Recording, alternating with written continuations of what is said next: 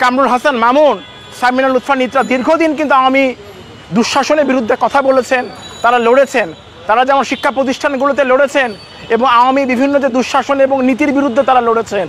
অথচ আমরা কিন্তু কখনো এই সমস্ত শায়ক আহমদুল্লাহ তাদেরকে কিন্তু কখনো আমরা আওয়ামী ফ্যাসিবাদের বিরুদ্ধে কথা বলতে দেখিনি। কমিটিতে যে শিক্ষক দুইজন যুক্ত হয়েছেন তারা তাদের কোনো মতামতই দেননি, তারা কেবল নিযুক্ত হয়েছেন মাত্র। তারা যদি মতামত দিতেন, সেই মতামতগুলো যদি সঠিক না মনে হতো, তাহলে গণতান্ত্রিক একটা দেশে যে কোনো ব্যক্তি, যে কোনো নাগরিক তার সমালোচনা গণতান্ত্রিক পদ্ধতিতে করতে পারেন।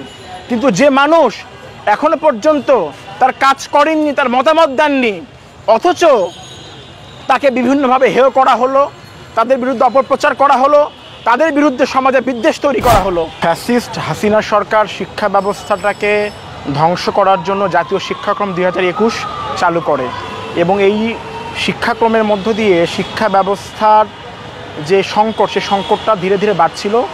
তার বিরুদ্ধে সারা দেশের ছাত্র, শিক্ষক, অভিভাবক সমাজ আন্দোলন করে এবং এরই প্রেক্ষিতে নতুন যে সরকার, অন্তর্বর্তীকালীন সরকার, সেই সরকার আসার পরে এই শিক্ষাক্রমটাকে বাতিল করে। ফলে এই শিক্ষাক্রমটাকে বাতিল করার জন্য আমরা সরকারকে অভিনন্দন জানিয়েছি, ধন্যবাদ জানিয়েছি এবং এই শিক্ষাক্রম বাতিল হওয়ার পরে পরবর্তী সময়ে যে পাঠ্যপুস্তকগুলো রয়েছে সে পাঠ্যপুস্তকগুলোকে সংশোধন করার জন্য, পরিমার্জন করার জন্য একটা কমিটি হয়। সেই কমিটিতে যুক্ত ছিলেন ঢাকা বিশ্ববিদ্যালয়ের দুজন শিক্ষক, সমাজবিজ্ঞান বিভাগের ডক্টর সামিনা লুৎফা এবং পদার্থবিজ্ঞান বিভাগের শিক্ষক কামরুল হাসান মামুন।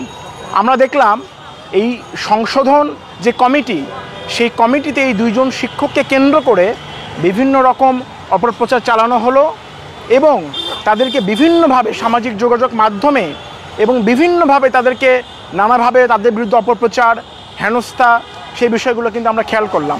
অথচ আমরা দেখেছি যে এই দুইজন শিক্ষক কামরুল হাসান মামুন এবং ডক্টর সামিনা লুৎফা তারা দীর্ঘদিন ধরে বাংলাদেশের শিক্ষা ব্যবস্থার মধ্যে যে অসারতা, সেটা নিয়ে কথা বলেছেন। বাংলাদেশের শিক্ষা ব্যবস্থা যেন ঠিকঠাক চলে, ছাত্ররা যেন তাদের ভালো শিক্ষাটা পায়, সেই জন্য দীর্ঘদিন তারা লড়াই করেছেন।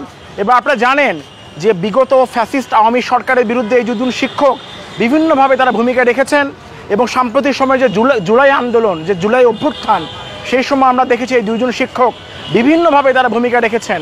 থানায় যখন ছাত্রদেরকে আটকে রাখা হয়েছে, সেই সমস্ত শিক্ষক গিয়ে তাদেরকে মুক্ত করার চেষ্টা করেছেন।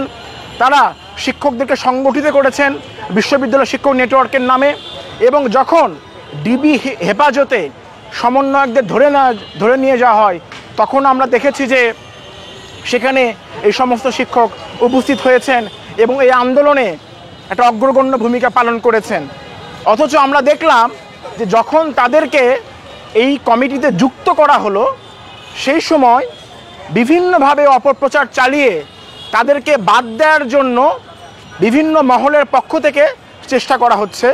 বিশেষভাবে আমি বলতে চাই শায়ক আহমদুল্লাহ, উনি বিভিন্নভাবে অপপ্রচার চালিয়ে এই দুজন শিক্ষককে বাদ দেওয়ার জন্য সরকারের ওপর এক ধরনের প্রেশার তৈরি করতে থাকেন এবং আমরা দেখলাম যে আজকে সেই কমিটি থেকে এই দুজন শিক্ষককে বাতিল করা হয়েছে এবং পুরো কমিটিকেই বাতিল করা হয়েছে। আমরা মনে করি এই ধরনের সিদ্ধান্ত গণতন্ত্রের জন্য হুমকি স্বরূপ এবং সরকারের যে নতজানু নীতি, সেই নীতিকে কিন্তু আসলে প্রতিফলন ঘটায়। আমরা বলতে চাই শায়ক আহমদুল্লাহ, এই কামরুল হাসান মামুন, সামিনা লুৎফা নিত্রা দীর্ঘদিন কিন্তু আওয়ামী দুঃশাসনের বিরুদ্ধে কথা বলেছেন, তারা লড়েছেন। তারা যেমন শিক্ষা প্রতিষ্ঠানগুলোতে লড়েছেন এবং আওয়ামী বিভিন্ন যে দুঃশাসন এবং নীতির বিরুদ্ধে তারা লড়েছেন। অথচ আমরা কিন্তু কখনো এই সমস্ত শায়ক আহমদুল্লাহ তাদেরকে কিন্তু কখনো আমরা আওয়ামী ফ্যাসিবাদের বিরুদ্ধে কথা বলতে দেখিনি। আপনারা জানেন যে বিগত সময়ে এস আলম গ্রুপ তারা যে লুটপাট, দুর্নীতি আওয়ামী সরকারের মধ্য দিয়ে করেছিল, সবচেয়ে সুবিধাভোগী অংশ ছিল এই এস আলম গ্রুপ এবং এস আলম গ্রুপকে বিভিন্নভাবে রক্ষা করার কাজটা কিন্তু এই শায়ক আহমদুল্লাহ করেছেন, তাদের সঙ্গে যুক্ত ছিলেন। তাদের লুটপাটের বিরুদ্ধে কিন্তু কোনোদিন কথা আমরা বলতে দেখিনি। যে শিক্ষকরা আওয়ামী ফ্যাসিবাদের বিরুদ্ধে কথা বলেছেন, শিক্ষা ব্যবস্থা নিয়ে কথা বলেছেন এবং গণতান্ত্রিক শিক্ষা ব্যবস্থা, শিক্ষার অধিকার নিয়ে কথা বলেছেন, ছাত্রদেরকে রক্ষা করেছেন, এই জুলাই অভ্যুত্থানে বুক দিয়ে আগলে রেখেছেন শিক্ষার্থীদের, তাদের বিরুদ্ধে আজকে কিন্তু এই সমস্ত অপপ্রচার চালানো হচ্ছে। এবং আমরা দেখলাম সরকার তারা তাদের নতজানু নীতির মধ্য দিয়ে শায়েখ আহমদুল্লাহর কথা মতো পুরো কমিটিটা বাতিল করলো।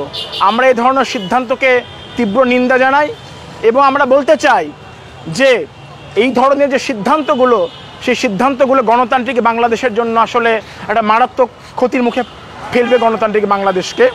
এবং এর সঙ্গে যে কথাটা বলতে চাই যে পাঠ্যপুস্তক যে পরিমার্জন যেই কমিটিতে যে শিক্ষক দুইজন যুক্ত হয়েছেন, তারা তাদের কোনো মতামতই দেননি, তারা কেবল নিযুক্ত হয়েছেন মাত্র। তারা যদি মতামত দিতেন, সেই মতামতগুলো যদি সঠিক না মনে হতো, তাহলে গণতান্ত্রিক একটা দেশে যে কোনো ব্যক্তি, যে কোনো নাগরিক তার সমালোচনা গণতান্ত্রিক পদ্ধতিতে করতে পারেন। কিন্তু যে মানুষ এখনো পর্যন্ত তার কাজ করেননি, তার মতামত দেননি, অথচ তাকে বিভিন্নভাবে হেয় করা হলো, তাদের বিরুদ্ধে অপপ্রচার করা হলো, তাদের বিরুদ্ধে সমাজে বিদ্বেষ তৈরি করা হলো। আমরা এই সমস্ত ঘটনায় প্রচণ্ড উদ্বেগ প্রকাশ করছি, প্রচণ্ড নিন্দা জানাচ্ছি এবং সরকার যেভাবে এই কমিটিটাকে অগণতান্ত্রিক প্রক্রিয়ায় বাতিল করলো, আমরা সেই বাতিল প্রক্রিয়ারও তীব্র নিন্দা জানাই।